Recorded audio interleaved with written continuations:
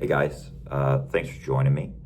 I had a couple of people reach out to me and ask me about the drug testing policy here at Prime.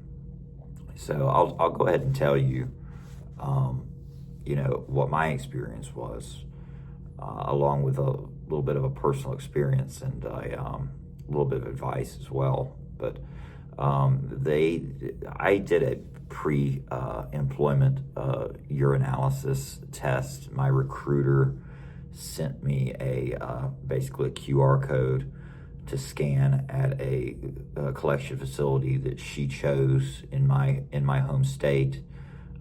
It was in my town, and I think I had something like 5 days to do it after that link was sent over, and I went and did that, and that was the only drug screen I took. I do know that they do random drug screens here at Prime.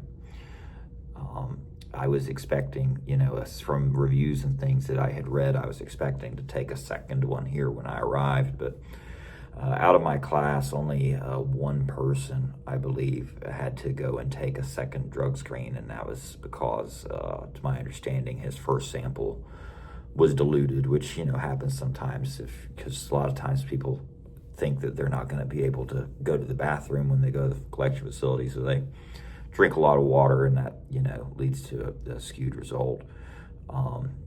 Keep in mind, if you fail a DOT drug screen, it does go on your record with DOT, and your likelihood of finding employment at a quality carrier is very slim. And I would think that nobody is going to hire you for a training program if you either refuse to take a drug screen or if you fail one.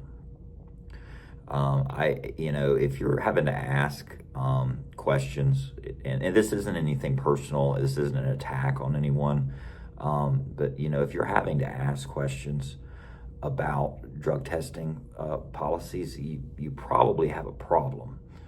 I struggled for many years with substance abuse issues, with alcohol abuse issues, and it took me losing a lot of friends, and it also came that I this close to destroying my partner and I's relationship as well. And honestly, there's still some damage left over from those problems. It's still going to take more time to heal, but luckily we both made the decision to embrace sobriety, and it has been a great experience. I used to think that there was no way that I could live without being able to drink alcohol.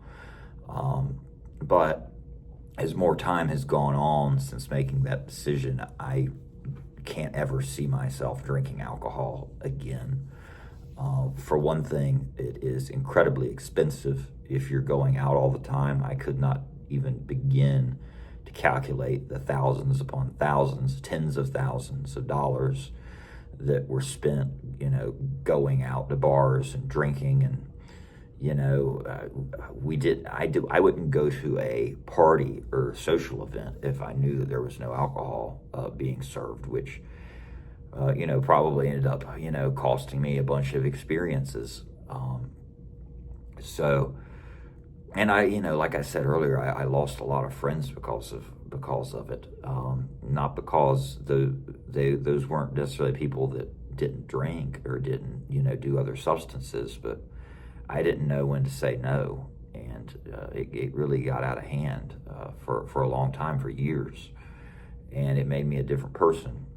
And since embracing sobriety, I feel so much better. I look better. I've lost weight. The only vice I still have is that I do smoke cigarettes, but we all have that one, I guess. But I'm making this video because some people had asked about the drug testing policy, and this is not the industry for anybody to be in if you have any type of illicit drug use in the past 90 days at least, and if you have any kind of problem with alcohol, if you feel like you need to drink daily or even every other day, this again is not the career path for you. Companies are very, very strict about those things. You know, if you get pulled over with a commercial driver's license, the law enforcement can take a blood sample from you right away there on the spot. And if you fail that drug test, you're screwed. You know, you're not driving a commercial vehicle for a reputable carrier at any point in the future. And you know, if you get too many violations, of course you lose your CDL for a certain period of time. And most companies do hair follicle analysis. Prime, I was actually surprised that they didn't. I was expecting a hair sample collection when I got here, but they didn't do one. But you know, I would strongly advise anybody that's looking at going into the industry, even if you like to, you know, smoke a joint every now and then, it's still not the career path for you. You don't want to be constantly living in fear of, you know, being popped with a random drug test. You don't want to constantly live in fear if you somehow get into an accident out on the road that isn't even your fault. You know, people, you know, truck drivers get into accidents all the time that aren't their fault. And, you know, you're going to have to submit that drug test. They're going to take your blood and make sure you haven't drank any, you know, in the past, you know, probably 12 hours or however long alcohol stays in your bloodstream. And you can't have you can't have a 0.001 alcohol level when you're operating a commercial vehicle. And if it's above 0.04, it's a DUI. So I would tell everybody who's looking into pursuing this as a career path to steer clear of drugs. And if you do drink alcohol, I'm not judging you. Some people can drink alcohol in moderation just every now and then if they go to a party or something, and that's fine. But, you know, that's not for me anymore. I can't do it. I can't run the risk of it destroying more friendships than it already has. And I certainly can't run the risk of it destroying my partner and I's relationship. So, and, you know, there's plenty of resources and options out there for people if they're looking to embrace sobriety, if you have a substance abuse problem. There are plenty of programs out there available that are free. You know, all you got to do is do a Google search. There are plenty of resources out there. But, you know, I don't mind answering your questions to people that reached out to me about the drug testing. There's no judgment at all about that. But I would say that if you're having to ask questions about drug testing for employment, then there's an underlying issue there that needs to be addressed. And this is speaking from somebody with experience. So God bless you all. Just wanted to reach out and give you that tidbit. And I will tell you, one of the reasons that I make these videos and stuff is to keep my mind occupied and to keep busy so that I don't get the temptation to go out and drink or anything anymore. Because it has been a little bit hard being away from home, being away from my partner, and being bored, because you know, alcohol or substances used to be what cured my boredom. So I have to find other things to do still now, be it reading a book, making Facebook videos.